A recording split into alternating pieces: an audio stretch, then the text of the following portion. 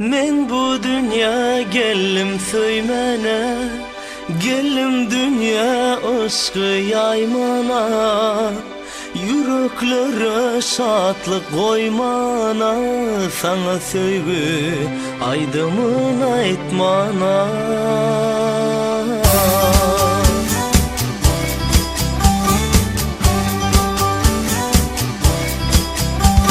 Seretsen dünyan gözlüğüne, seretsen dünyan kevilliğine,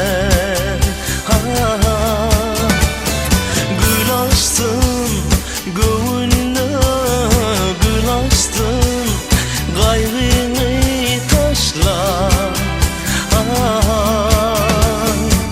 şatlık payla göğünlere, yağır sana hani, orun koyma sen gamlara, tüyü kurşar seni.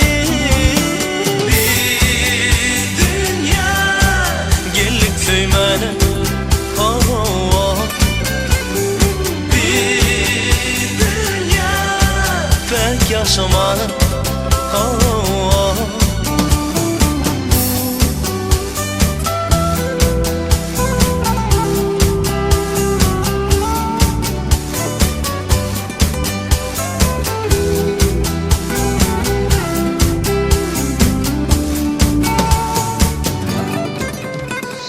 Seretsen dünyan gözlüğüne, seretsen dünyan kevilliğine, gül açtın göğünde, gül açtın gayrını taşla, şatlık payla göğünlere, yağır sana hani,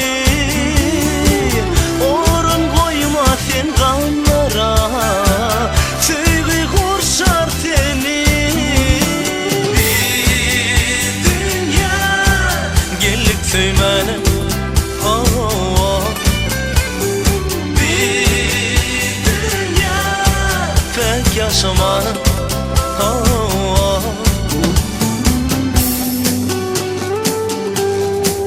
Gellik söymene,